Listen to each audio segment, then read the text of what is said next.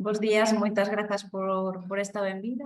Bueno, como se comenta, hoxe o meu cometido aquí pois é trasladarvos un pouquiño os coñecementos, non, que teríades que ter para seleccionar aquela fórmula xurídica que pode ir un pouquiño en función das vosas necesidades, vale? E das necesidades do voso proxecto. Que é verdade que esas necesidades poden cambiar ao longo da traxectoria dos vosos proxectos, xa que moitos de vos posiblemente seredes autónomos e igual o voso proxecto evolucionou dunha maneira que agora estedes pensando en constituir ou transformar esa fórmula xurídica que seleccionastes a outras, ou que incluso estedes pensando emprender colectivamente e tamén estedes valorando outro tipo de fórmulas xurídicas, non? Entón, nada, sen máis vou vos proyectar aquí o que sería o apoio, non? Que vamos ter na sesión de hoxe. Dademe un segundiño. E como vedes, vamos ver tamén un pouquiño as diferencias entre unhas fórmulas xurídicas e outras e as vantaxes que pode ter seleccionar unha e outra. Que isto tamén é algo moi relativo, vale? Porque o que pode ser unha vantaxe tamén se pode convertir nun inconveniente, dependendo dos proxectos, non? Entón, nada, principalmente o que me gustaría que hoxe tiverades claro é a primeira parte da sesión, que é onde me vou enfocar un pouquiño para que saibades que aspectos, que conceptos clave tedes que identificar e analizar para seleccionar a vosa fórmula xurídica, e despois voume centrar nas seguintes fórmulas xurídicas, que sería, primeiro, a de autónomos, segundo, que serían as sociedades limitadas ou anónimas, que non hai moita diferencia entre unha e outra, realmente se centra principalmente no que é o capital a aportar para constituir esa fórmula xurídica, e despois dous tipos de entidades que se denominan ou catalogan como entidades de economía social, que son as sociedades laborais e as cooperativas, vale? Entón, voume adentrar xa no que serían os conceptos clave. Quizáis algún de vos xa lle soan un pouquiño estes conceptos clave que traemos aquí, pero é de importancia e de moita relevancia que os teñades claro, non? Algúns serán obvios e outros, igual os desconocedes, non? Pero o obxectivo é que despois veremos as fórmulas xurídicas aplicadas a estes conceptos clave, non? Entón, é preciso, primeiro, que saibamos a diferencia entre unha persoa física e unha persoa xurídica, vale? Simplemente coa persoa física saber que somos calquera persoa que estemos inscritas nun registro civil, non? E coa persoa xurídica, que isto é o que todos conocemos como autónomo, non? E coa persoa xurídica vamos como un paso máis alá e a representación xa é a través dunha figura, dunha institución a que se lle designa ou que tería por concepto unha serie de dereitos e obligacións, vale? Entón, é importante diferenciar isto para entender o seguinte concepto, que sería o da responsabilidade, vale? Cando, eu entre outras cousas adícome a estar con proxectos de emprendemento, que ademais do que sería a selección da fórmula xurídica analizan os seus proxectos e a habilidade dos seus proxectos, pero cando nos poñemos a revisar o que son as fórmulas xurídicas, doulle moita importancia a este aspecto porque moita xente non é consciente da responsabilidade que implica o constituirse nunha fórmula xurídica ou noutra, vale? Entón, isto é algo que tes que ter en conta que, por exemplo, sendo autónomos ou constituindo unha comunidade de bens ou unha sociedade civil, a responsabilidade que tedes vos como persoas é ilimitada, vale? É dicir, que se en algún momento hai algún problema, imaginémonos que nos dedicamos ao gremio da alimentación e hai algún problema co produto que nos estamos vendendo, que hai unha intoxicación, pois nós responderíamos ante esa problemática legal ou económica cos nosos bens, vale? Pero non só cos nosos bens do presente, senón incluso do futuro, vale? Entón, isto é algo que temos, e incluso, como vedes aí abaixo en color verde, incluso con los de nuestros propios cónyuges, ¿vale? Entonces esto es algo que mucha gente no es consciente y que es importante. Sin embargo, por ejemplo, cuando nos constituimos como una sociedad limitada, como una sociedad anónima, como una cooperativa o como una sociedad laboral, la responsabilidad ahí ya se limita a lo que aportemos como capital nosotros que vamos a formar parte de esa sociedad. Entonces, esto es un concepto que sí que tenéis muy claro, que tener muy claro, y que, por ejemplo, lo solemos recomendar a aquellas personas pues, que son autónomas y que el proyecto está evolucionando a marchas agigantadas a los 2-3 años, ya pensar en constituir otro tipo de entidad como una sociedad limitada, por ejemplo, ¿no?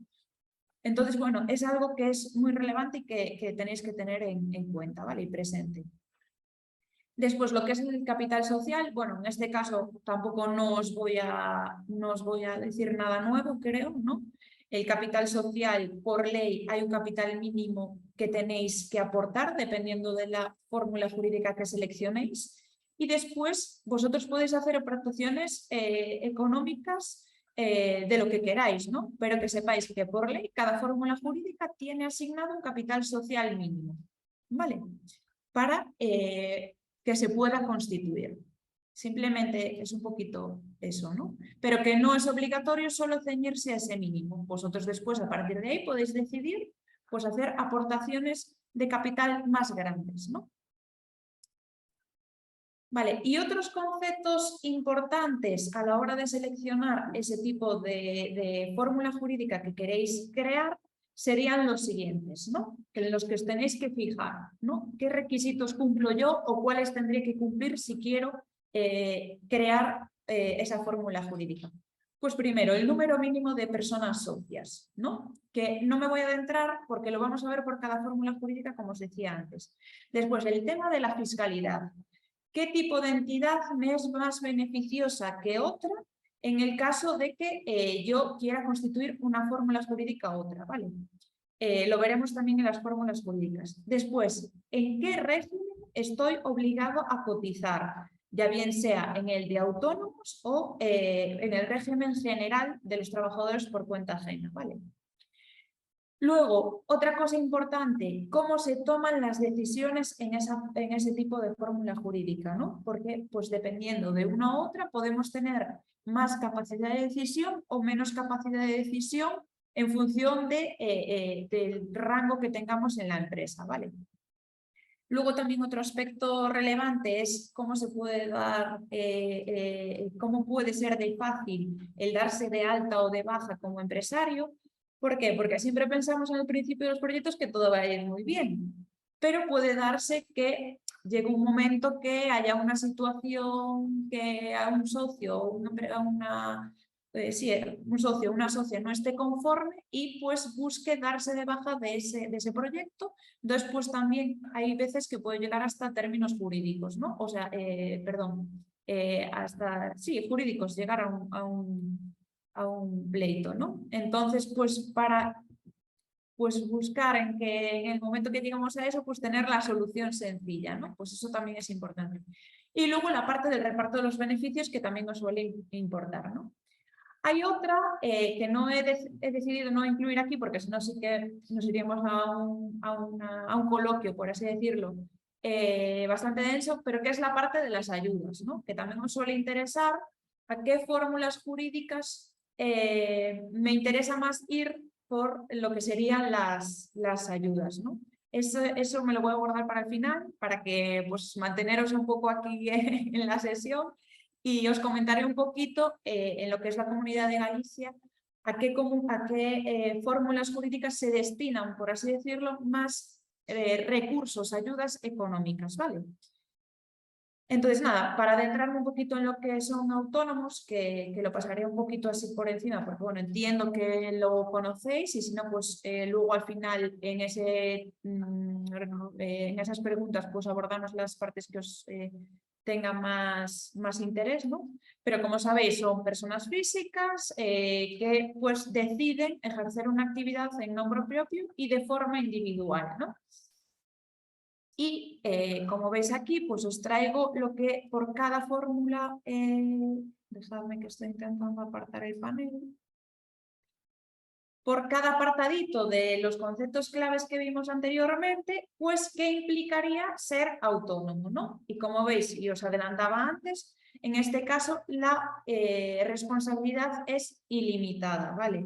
O sea, vosotros responderíais con vuestros bienes presentes y futuros, como os decía, ¿no? Lo que serían personas pues en este caso solo una, ¿no? Para ser autónomo no necesitamos más. Capital mínimo, en este caso no existe. Nosotros podemos crear una empresa sin apartar ningún capital, ¿no? Otra cosa ya es que sea necesario pues, para desarrollar tu actividad. Lo que es la fiscalidad, pues en este caso tributan en lo que sería el IRPF, ¿no? que lo veis ahí reflejado. También sabéis que para cotizar tienen que estar obligatoriamente, en el caso de los autónomos, en el RETA, en el régimen de regulación del RETA. Y bueno, supongo que conocéis un poquito, pues aquellos que estéis, los que vais a emprender por primera vez en autónomos, hay ciertos beneficios en el sentido del pago de las cuotas, ¿vale? Que esto, bueno, ya son cuestiones aparte, pero sabéis que durante un cierto periodo de tiempo, la primera vez que constituís una entidad como autónomo, pues tenéis derecho a pagar una cuota inferior durante un cierto periodo de tiempo. Hace un par de años era 50 y ahora creo que son 60 euros, ¿no? Y eso luego periódicamente se va ampliando hasta llegar a la cuota mínima, ¿vale? A la cuota establecida. Luego, en este caso, lo que son los órganos de toma de decisión, pues es el propio empresario, no hay más personas con las que decidir qué realizar en este tipo de fórmula jurídica. Lo que es el alta y la bajada del empresario es muy sencilla, se puede hacer en minutos y no requiere de notario, ¿no? Y luego el reparto de beneficios, pues ya es propiamente para el propietario, ¿no? O propietaria. Entonces, como veis, por cada fórmula jurídica lo veremos así un poco de este modo y es muy sencillo de ver. Después lo que decidimos incluir un poquito es también las ventajas y los inconvenientes, ¿no? Que como veis, un poco son obvias, ¿no? Por ejemplo, como ventajas para transmitir un poquito lo que me parece a mí, ¿no? Por ejemplo, sería simplicidad, perdón, y abaratamiento de los trámites, permite que tengas el control sobre la empresa y que no requiere de capital mínimo, ¿no? Y luego un poquito eso, los inconvenientes que os decía, sobre todo para mí es eso, que la responsabilidad sea ilimitada en este caso. Y entonces, claro, para mí no permite un poco la expansión en el caso de que pues, te arriesgas a que cuanto más creces, menos cosas van bajo tu control y más riesgo hay de que pues, implique ciertas cuestiones, ¿no? Que vayan sobre tu forma, sobre tu persona, por así decirlo. A continuación os traigo lo que sería la sociedad limitada, que va a ir muy parejo con la sociedad anónima. También la incluyo, ¿no? Porque luego, como os envían lo que es la presentación, para que lo tengáis recogido, pero casi no varía, ¿no? Cuando hablamos de sociedades limitadas, hablamos de participaciones, por eso lo recalco ahí. Y cuando hablamos de sociedades anónimas, hablamos de acciones, ¿vale? ¿Y qué es eso? Pues las participaciones es un poco cómo decidimos desgranar el capital social de lo que sería la entidad, ¿no? Entonces ahí, pues yo, si voy a tener 3 socios, decido desgranar ese capital social en participaciones, ¿no? Entonces, para que sepáis un poquito lo que son, ¿sí? Y después os traigo lo que sería la tabla que os comentaba, ¿no? En este caso, la responsabilidad está limitada al capital que habéis aportado, es decir, en caso de que haya algún problema, a lo que se va es a la cuenta corriente de esa entidad, por así decirlo, ¿no? Entonces, porque tengáis ahí presente un poco o una forma de verlo diferente, ¿no? Después, en lo que es el número mínimo de personas socias, existen las sociedades limitadas unipersonales, ¿no? Es decir, yo con una persona podría crear una sociedad limitada, ¿no? Que lo sepáis también, ¿no? Y después, a partir de ahí, pues no hay límite. La sociedad podría tener los socios que considere, ¿no? Y en este caso el capital mínimo son 3.000 euros. Muchas veces nos preguntan, ¿3.000 euros cada socio? No, podrías aportar 1.500 tú y 1.500 tu socio si sois dos, por ejemplo, ¿no? Entonces, pues ahí tendríais simplemente que llegar a ese mínimo de 3.000 euros, ¿vale? Después, a partir de ahí, también podréis aportar lo que consideréis. Entonces, bueno, eso es un poco relevante en el caso de que, por ejemplo, aquellos proyectos que necesiten, pues para arrancarse, una inversión, pues un poco interesante, ¿no? Pues se desgrana lo que sería en el capital que aportan los socios, imaginémonos, pues ahí, pues igual yo aporto 5.000 y mi socio otros 5.000, porque consideramos en nuestro plan de negocio y en nuestra proyección económica que de aquí al año que viene pues vamos a necesitar una inversión de ciertos materiales que requieren de ese capital. Y aunque después lo consiga pues a través de inversiones o a través de ayudas o otros apoyos, lo necesito para arrancar el proyecto, ¿no? Entonces, bueno, es importante que no solo os centréis en el mínimo, porque muchas veces pues, los proyectos no crecen porque no disponen de capital, ¿vale? Y después nada, aspectos como lo que es la fiscalidad, pues que tengáis ahí cómo se tributa, en este caso, los beneficios de la entidad.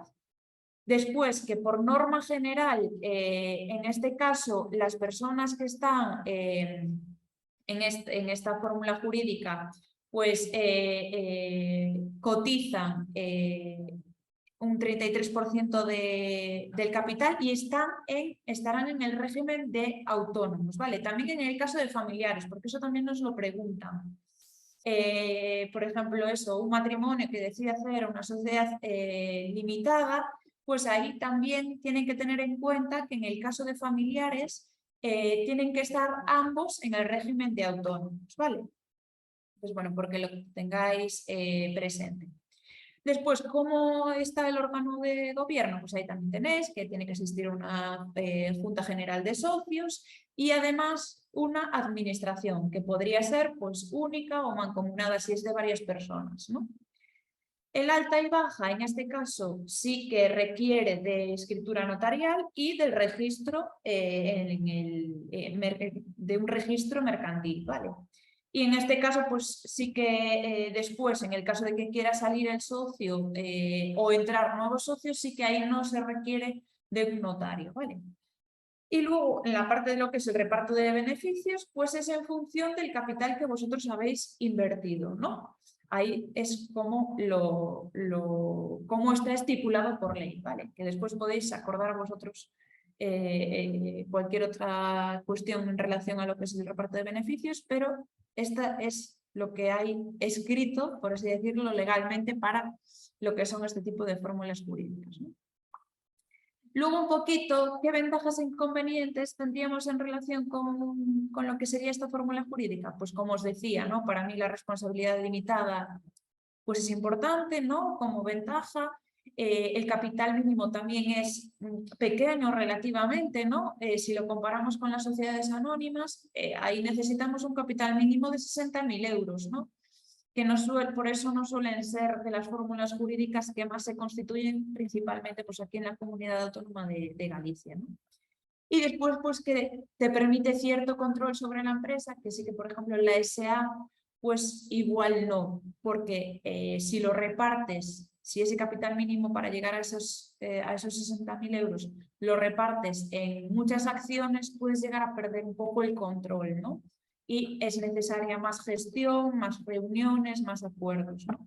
Entonces, por eso veo un poquito la ventaja y por compararlo ya con las sociedades anónimas.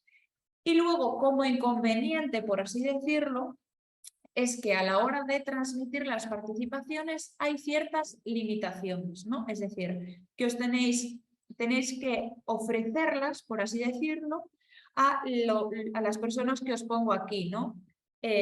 Por este orden. Es decir, primero las personas trabajadoras definidas no socias y en relación con su antigüedad, ¿sabes? Tener como estos ciertos parámetros a la hora de transmitir las participaciones. Lo puse como inconveniente, pero por para otras personas puede no ser inconveniente, ¿no? Simplemente por hacer un hincapié en esta cuestión, ¿no? Que a la hora de transmitir las participaciones tenéis que fijaros en ciertas cuestiones, pero nada más, ¿vale? Luego, como os decía, en la presentación decidí incluir lo que son las sociedades anónimas para que veáis un poco esa diferencia con las acciones. Se incluye la tabla igual, que es prácticamente lo mismo, pero lo que os decía, el capital mínimo es lo que varía. Y un poquito lo que os comentaba ahora, comparándolo con la sociedad limitada, para que veáis, ¿no?, que es prácticamente lo mismo, pero viendo un poquito que quizá yo ahí como vería inconveniente sería eso, en esa pérdida de control y en ese capital mínimo que hay que aportar, que puede verse un poco más difícil a la hora de constituirla, ¿no? Y luego, estas serían lo que serían para mí las empresas más mercantiles, ¿no? Y me gustaría, o sea, os lo he dividido así un poquito para que conozcáis un poquito la parte más de economía social, ¿no? Que por así decirlo serían las sociedades laborales y las cooperativas, ¿no? Entonces, para que conozcáis primeramente un poquito de la economía social, son aquellas empresas que realizan actividades económicas en las que, aparte de buscar un beneficio económico, ¿no?, que está claro que las empresas siempre tienen que buscar un beneficio económico, una rentabilidad, lo que buscan es poner el foco en las personas y en la sociedad. Es decir, buscan hacer una actividad económica sin o tratando de repercutir lo menos posible en la sociedad. Y muchas veces buscan también dejar su huella en esa parte de la sociedad, ¿no? Entonces, bueno, para que sepáis un poquito la diferencia con las anteriores, que sí que es verdad que hay muchas empresas que ahora con la responsabilidad social empresarial pues también tratan de suplir esa pata, lo que son las SL y bueno, los autónomos y las SA, pero bueno, que a veces hay que ver un poquito, lo digo tanto de las entidades de economía social como de las entidades más mercantiles, ese greenwashing que se suele llamar, ¿no?, que a veces se busca más por hacerlo de una forma publicitaria y no por llegar verdaderamente a suplir necesidades de la sociedad y no repercutir tanto en la sociedad con su actividad, ¿no? Entonces, bueno, hay que tener cuidado también y coger estas cosas a pies juntillas, ¿no? Pero para que entendáis un poquito la filosofía de las entidades de economía social. Entonces, como os decía, bueno, y otra cosita que os quería comentar en relación a las entidades de economía social, a diferencia de las demás comunidades autónomas de España, Galicia es la única comunidad autónoma que dispone de ley de economía social propia, ¿vale? Para que veáis que en nuestra comunidad tiene cierta relevancia y se le trata de dar más notoriedad a lo que son este tipo de entidades, ¿no? Porque, bueno, por filosofía y por nuestra forma de ser, de apoyarnos y de trabajar conjuntamente, pues es un poquito las fórmulas jurídicas que ven que tienen un poquito más de futuro y porque en periodos de crisis, por una razón que os explicaré después, son los tipos de entidades que se suelen mantener, ¿vale? Entonces, bueno, para que sepáis un poquito que se le da más importancia y relevancia a este tipo de entidades, ¿no? Entonces, por adentrarnos, bueno, aquí veis en esa ley os podéis encontrar catalogadas estas entidades de economía social. Yo simplemente aquí voy a centrarme en lo que son las cooperativas y sociedades laborales, como os decía, ¿no?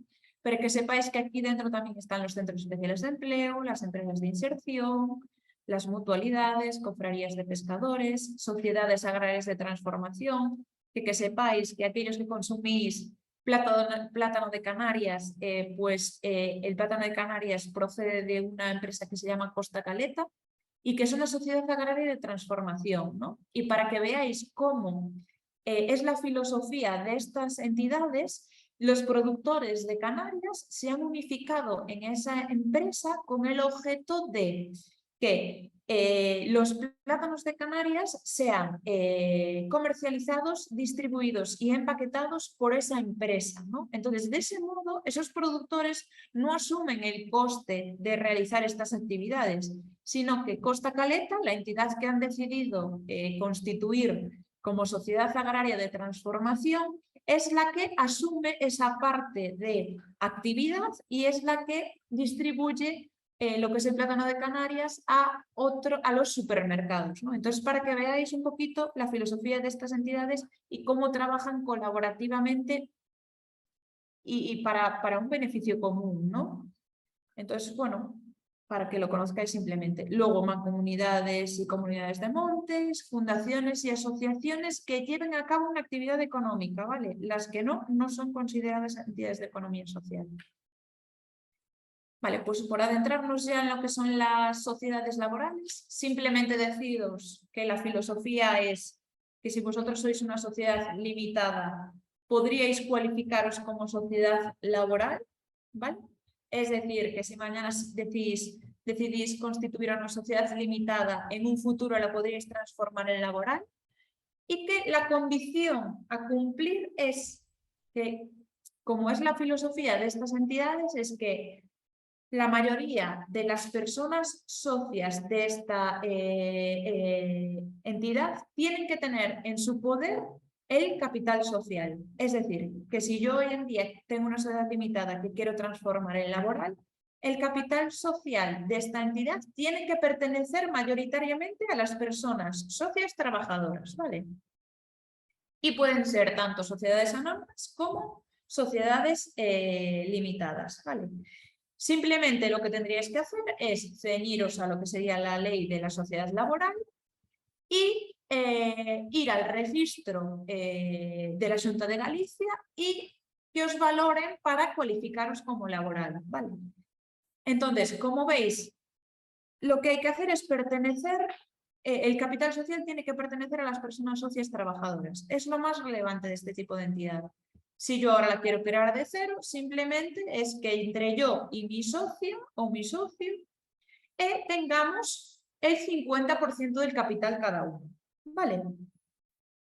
Pero bueno, como os explicaré ahora, que os quería explicar, las sociedades laborales tienen un número mínimo de socios para constituirse, ¿no? Que son 3 personas socias, aunque se pueden constituir con 2 personas socias y en un periodo de 3 años tendrían que incluir una tercera persona socia a lo que sería la entidad, ¿vale?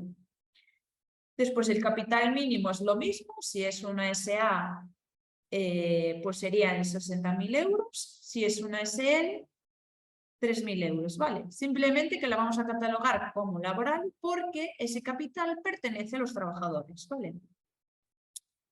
Y luego, pues para que veáis un poquito aquí abajo y penséis, pues vale, ¿y qué tipo de personas socias pueden formar parte de esa entidad? Pues las que aportan capital y trabajo o las que solo aportan capital, ¿vale? Había esas 2 tipologías de personas, ¿sí?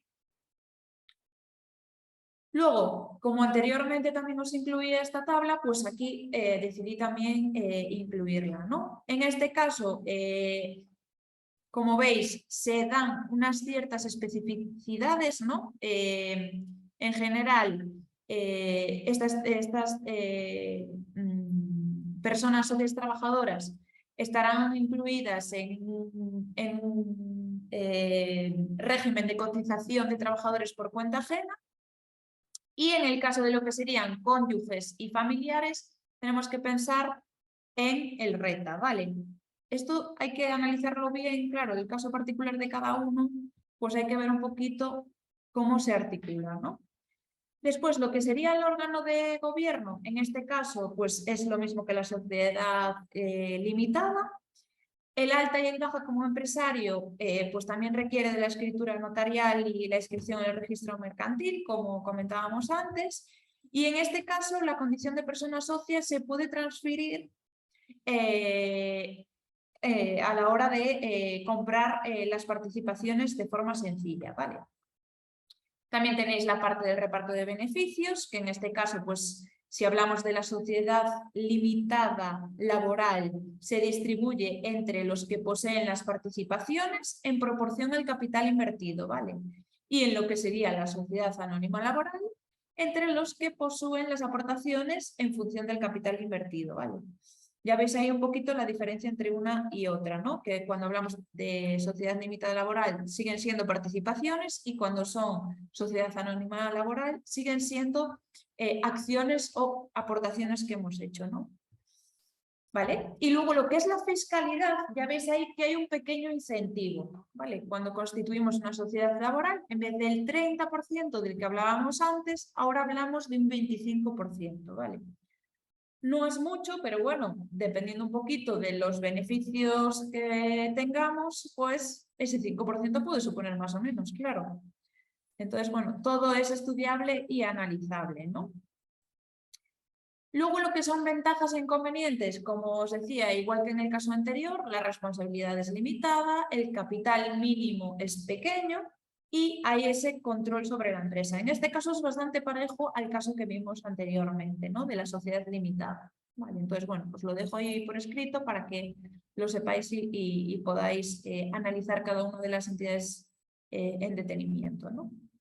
Y ahora me gustaría pararme un poquito más en lo que son las cooperativas, porque sí que es verdad que aquí, pues, primeramente hay que diferenciar el tipo de cooperativa que nos gustaría crear, ¿no? Y después ver sus condicionantes, ¿no? Entonces, bueno, para que sepáis, ¿no? Que en este caso las cooperativas son una empresa donde las personas se juntan voluntariamente para satisfacer sus necesidades, ya bien sean económicas, sociales o incluso culturales, ¿no? Después se caracteriza, como os venía diciendo anteriormente, porque las personas son el centro y son las que toman las decisiones, ¿vale? Aquí os recogía un poquito los principios cooperativos que tenéis que tener muy en cuenta también y con los que tendréis que estar de acuerdo para constituir este tipo de entidades. Es decir, siempre os preguntamos cuando se piensa en constituir una cooperativa si tú en un futuro estás abierto a que se unan nuevas personas, socias, ¿vale? Por eso hay que vemos el primer punto de la adhesión voluntaria y abierta, ¿vale? A que yo el día de mañana conozca vuestra cooperativa y os diga, me gustaría ver vuestros estatutos y saber si tengo la posibilidad de adherirme a esta cooperativa para trabajar con vosotros y vosotros después analizáis si esa persona os va a aportar y va a poder trabajar con vosotros en la cooperativa, ¿no?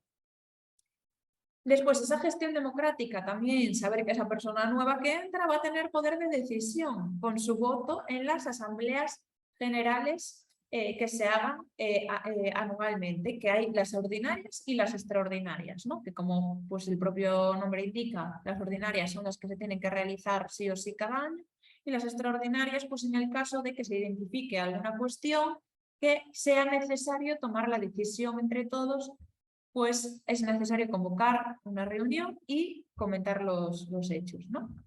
Después, gestión democrática de los beneficios, también os comentaré a posteriori cómo se reparten esos beneficios y que sepáis que a diferencia de las otras entidades, aquí hay un recurso que se le llama el porcentaje, un porcentaje que se destina de los beneficios a la formación y la educación de las personas socias, siempre tratando de que éstas avancen, que es del 5%, es decir, la cooperativa en sus beneficios anuales a final de año tiene que guardar un 5% de esos beneficios para que los socios puedan formarse el año que viene, ¿vale? Esto es obligatorio por ley, ¿sí? Después, como os decía, pues siempre la cooperación está entre los principios de las cooperativas e incluso ese desarrollo sostenible que os trasladaba anteriormente, ¿no?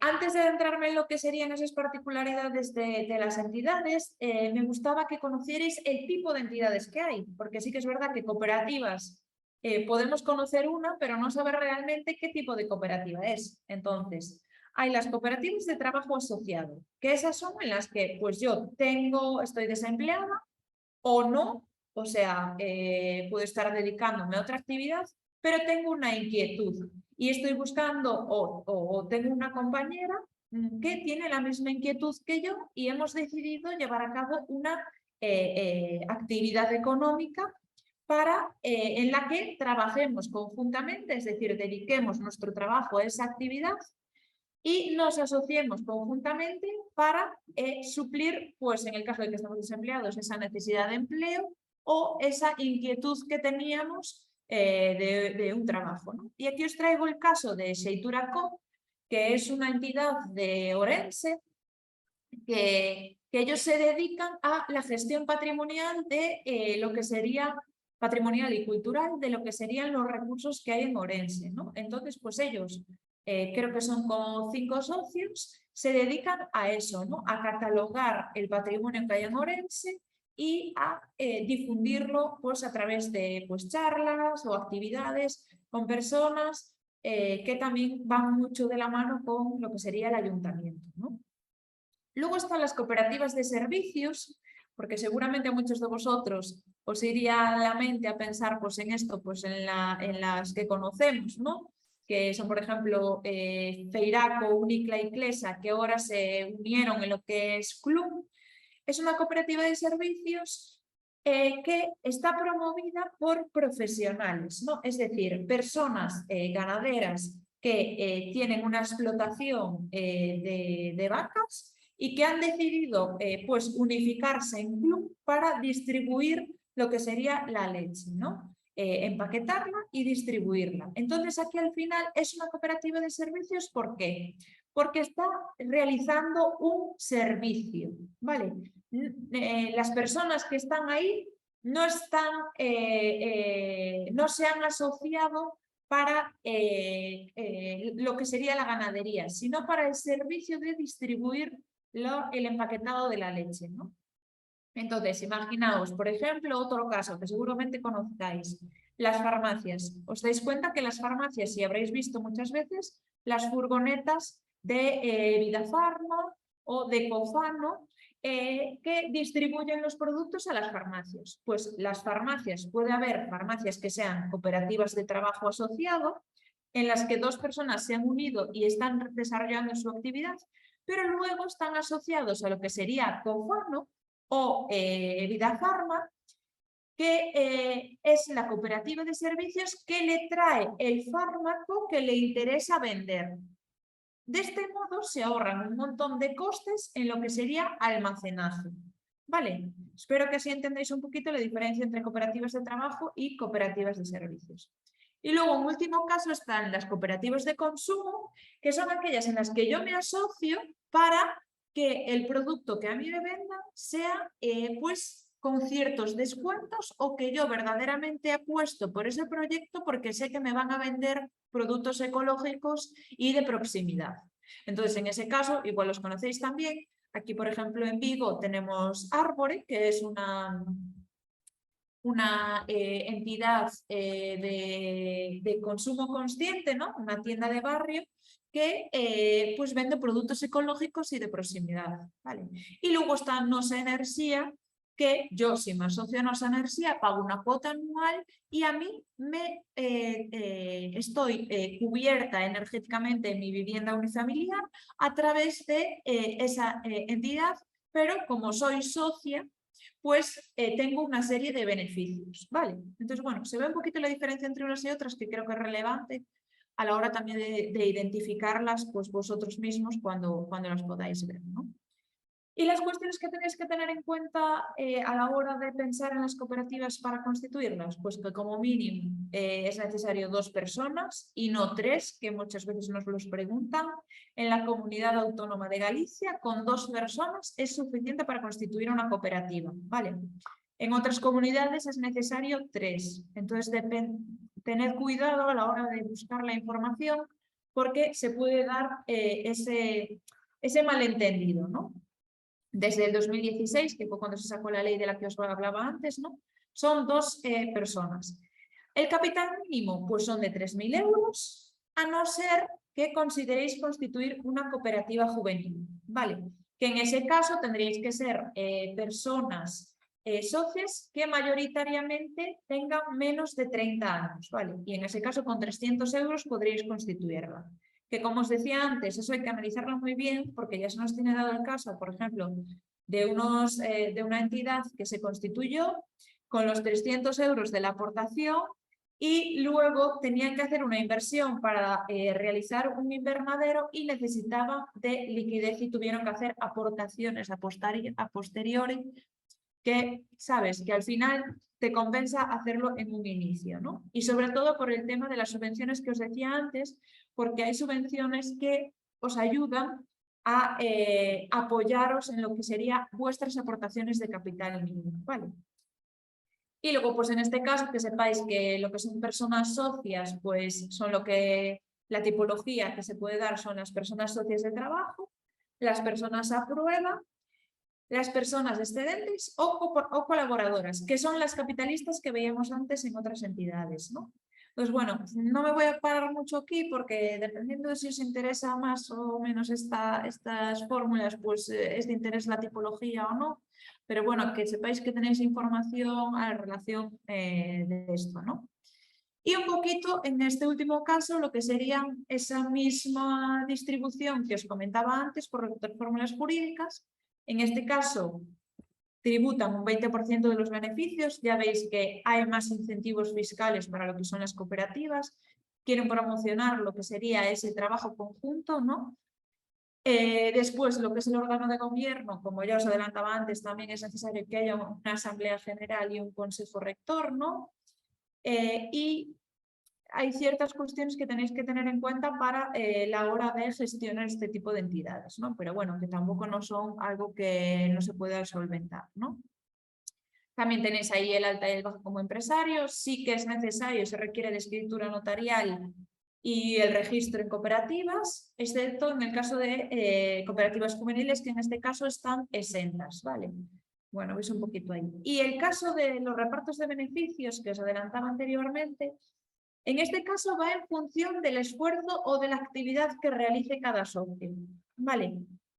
Las cooperativas se regulan a través de unos estatutos, ¿no? Hay modelos de estatutos que vosotros podéis descargar y analizar, ¿vale?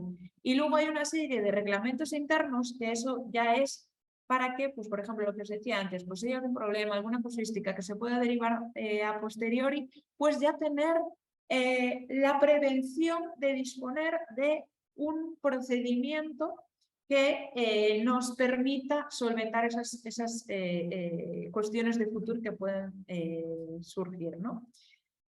Y después el tema de la fiscalidad. Aquí es importante también, ¿no? Es importante comentaros que es necesario que todas estéis en el mismo régimen, ya sea por autónomos o por cuenta ajena, ¿vale? A los 5 años eso se puede cambiar, pero es necesario que todas estéis en el mismo régimen fiscal. Aquí se puede elegir, ¿vale? Que lo tengáis en cuenta también. Y un poquito los beneficios e inconvenientes que puede tener este tipo de fórmulas jurídicas, pues la responsabilidad es limitada, como os comentaba en otro caso, el capital es también relativamente pequeño, tenéis control sobre la empresa, todas las personas podéis decidir, ¿no? Sí que es verdad que se acata lo que decida la mayoría, como os decía, por ese principio de una persona a un socio. Hay esos beneficios fiscales y lo que os decía, que me reservaría para el final, sí que es verdad que este tipo de entidades de economía social tienen ayudas un poquito más suculentas, por así decirlo, a la hora de crearse, ¿vale? Porque, bueno, sí que es verdad que han visto un poquito que es la forma de trabajar o de impulsar proyectos que se lleguen a consolidar, ¿vale? Entonces, bueno, que lo sepáis. Y además del fondo de formación que os comentaba anteriormente, de ese 5%, estas entidades se mantienen en el tiempo porque, por ley, una parte de los beneficios que tengan a final de año tienen que destinarlos a un fondo de reserva obligatorio, que es un 20%, ¿vale? Pero me diréis, ostras, si yo ahora me tengo que quedar con un 20% ahí en mi cuenta corriente guardado y sin tocar. No. Igual que la formación, Eso simplemente es un asiento contable, ¿no? Que ellos lo que hacen es asegurarse que no repartís los beneficios entre los socios a final de año y que los revertís en la entidad. Es decir, que os guardáis con un pellizquito para que la entidad el año que viene crezca y pueda utilizarlo, ¿no? Como que limita un poquito a los socios ese reparto, pero que sepáis que lo puede utilizar y que al final os hace crecer, ¿vale? Simplemente es un poquito que la ley como que ha querido meterse ahí para deciros que seáis un poco más responsables, ¿no? Y que guardéis un pellizco por si vienen contingencias que no podáis solucionar y que lo tenéis para utilizar, ¿no? Luego, entre inconvenientes, hay limitaciones a la contratación. ¿Por qué ponemos esto aquí? Porque, bueno, yo siempre os he estado hablando de personas socias, pero tenéis que pensar que no solo son personas socias, también hay personas asalariadas y trabajadoras, ¿no? Esas personas asalariadas no tienen poder de decisión, no tienen voto.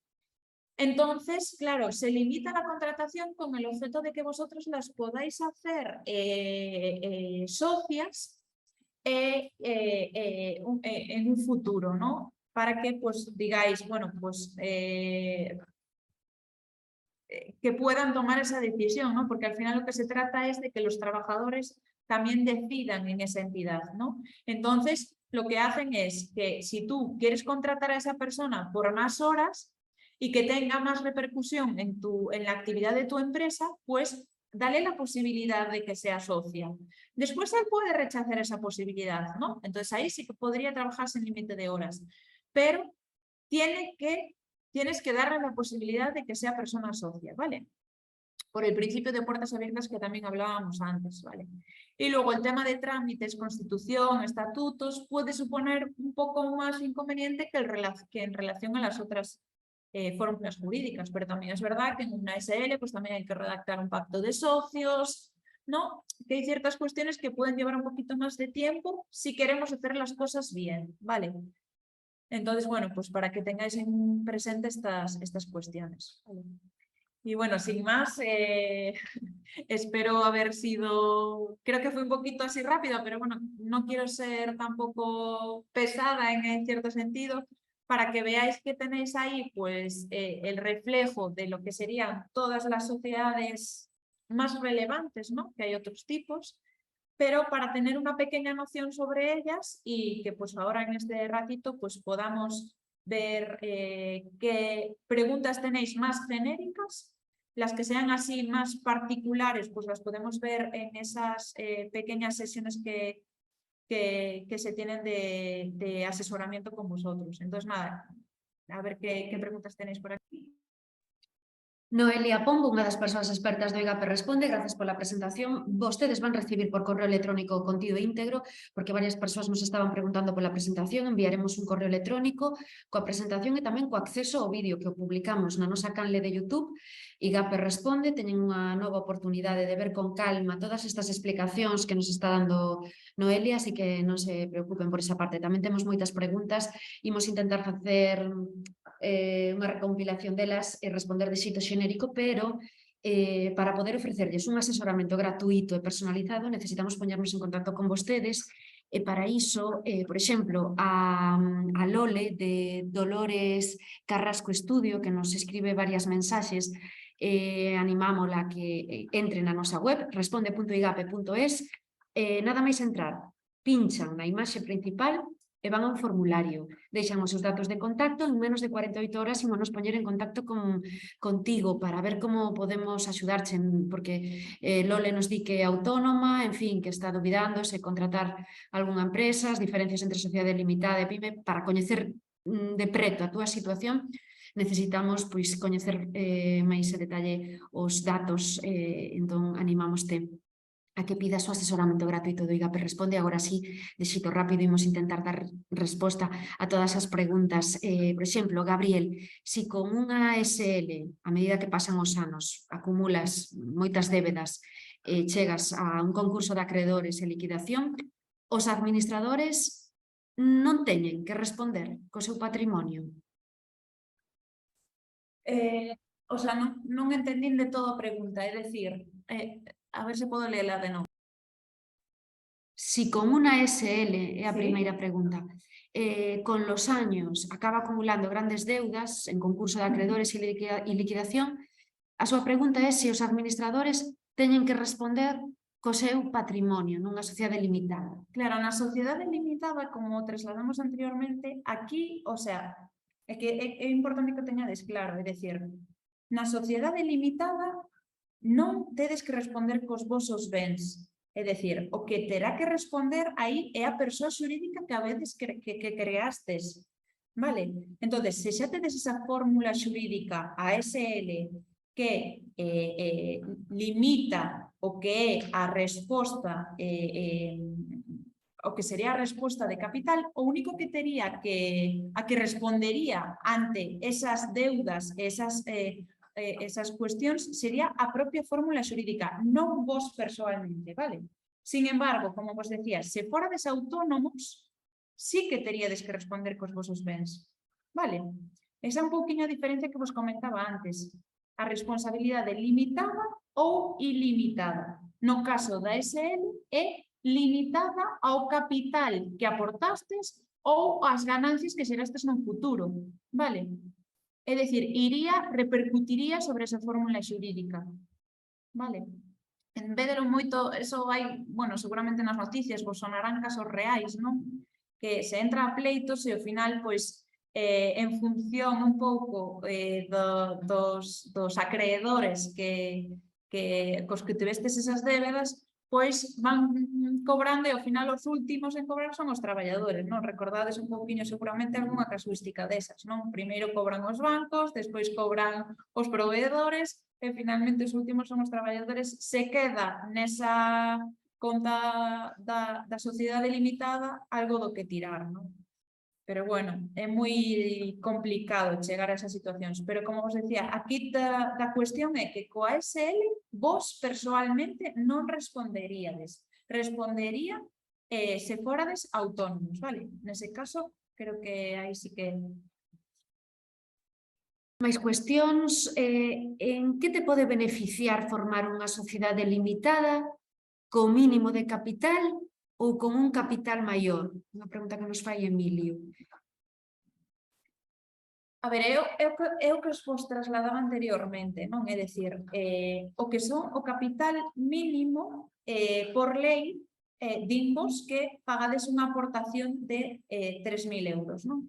Pero imaginadevos que no voso proxecto necesitades, imaginadevos, pois comprar uns ordenadores, comprar material para empaquetar un produto, tedes vos que ter en conta que as aportacións o único que facedes é ingresar o voso diñeiro no que sería unha conta corrente que abristes para o que sería esa entidade, non? Con o NIF da entidade, creades unha conta corrente e aí ingresades as vosas aportacións de diñeiro, non? Entonces, imaginadevos que eu o día de mañán, quero comprar o ordenador, tedes que ter un pouco en conta as vosas necesidades económicas. Que non vades ter necesidades? Pois co mínimo de capital, cedelo aí, xestionadelo cando queirades e punto. Pero que vades ter necesidades económicas pronto para impulsar un pouco o vosso proxecto? Pois eu recomendaría un pouco que tirásedes de ver que podedes aportar, non? Cada un de vos. Porque senón, despois no futuro, o sea, cando tuverades esa necesidade, teríades que volver a facer outra aportación. É dicir, que ao final o que non quixestes facer ao principio, facédelo despois. Non?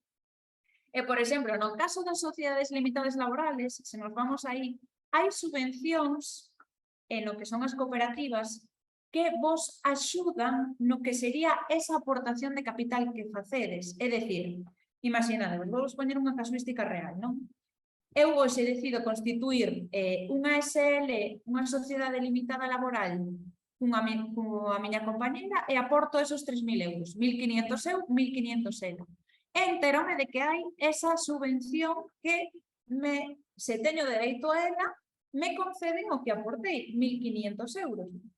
Entonces, claro, teño que ver que se eu hubiera aportado un pouquiño máis, igual 2.000, pois esa subvención me compensa para a hora de que eu agora teño máis cartos para a hora de xestionar o meu proxecto. Simplemente era un pouquiño que vos quería facer ver, non? Que tedes que ver, dependendo da fórmula xurídica, que axudas hai e que nun futuro pode ser beneficioso para vos polo feito de que eses cartos utilizadelos para realizar o vosso proxecto, para consolidalo, non? E incluso moitas veces, pois, para pagar cuestións relevantes, non? Entón, bueno, simplemente por trasladar un pouquiño esa necesidade, non? Que vemos que en algúns proxectos aportan o mínimo e despois eles ven que teñen máis necesidade e teñen que facer novas aportacións, non? Entón, pois, por non ter que andar con eso, pois realizar esa previsión de antemano. A Dolores derivámola ao servizo de asesoramento de IGAP Responde, pero fai unha pregunta que igual pode ser de utilidade para outras persoas. Ela quere saber se o capital social que se aporta cando se constitúe a sociedade se pode utilizar para o propio negocio ou ese hai que deixalo en depósito. Non, como vos decía, o capital social podes empregar, é dicir, o único que vos solicitan cando creades esa entidade, calquera fórmula xurídica, é que vos haya por así decir, un asento, unha conta corrente con eses cartos. Despois, o día seguinte de registrar a entidade de vos iniciar a vosa actividade, xa podedes empregar eses cartos, vale? É certo que a nova lei rebaixa o capital social dunha SL de 3.000 a 1 euro? A ver, aí a lei crece que comenta isto, non? Que a previsión é que se queira facilitar a constitución de sociedades limitadas rebaixando 1 euro. Pero, bueno, é o que vos decía, eu xa non sei se é un poquinho, porque entendo que, por exemplo, as persoas que queiran facer, pois imaginémonos, un proxecto de servizos e que casi non teñen que facer inversión, pois aportar aí 3.000 euros, pois lle supón igual un gran esforzo, non? Pero que ao final que non vas precisar, o sea, que ao final moitas veces as persoas pensan que non sei, que sí que é verdad que é certo, que se prevé que nesa nova lei se faga eso, non? Se permita a constitución das sociedades limitadas por 1 euro. Pero, bueno, que é o que vos digo, que mínimo para consolidar un pouco os proxectos necesitades facer unha mínima inversión en publicidade, unha mínima redes sociais, non sei, que precisades algo de capital para arrancar os proxectos, non? E xa vedes que é o mínimo para facer os proxectos con éxito. Unha persoa que está no réxime de traballo por conta allea pode ser tan socia dunha SL ou unha cooperativa? A vez non, quero decir, depende un pouquiño por exemplo, a cooperativa depende de en que réximen estén todas as persoas socias. Imaginémonos, se están todos por conta allea, sí que sería posible que fora da cooperativa, pero na SL está sendo autónoma. Entón, claro, hai que ver un pouquiño a casuística esa. Non entendo moi ben o exemplo que eu queres levar, non? Pero se podedes traballar en dúas empresas a vez? Sí, o que pasa é que tedes que ver un pouquiño como articular eso, non? Tedes que ver un pouquiño como se estades pensando nunha cuestión en particular. Imaginadevos que a día de hoxe estades traballando nunha SL e queredes traballar nunha cooperativa. Pois tedes que ver un pouquiño as particularidades, non? Dos vosos traballos.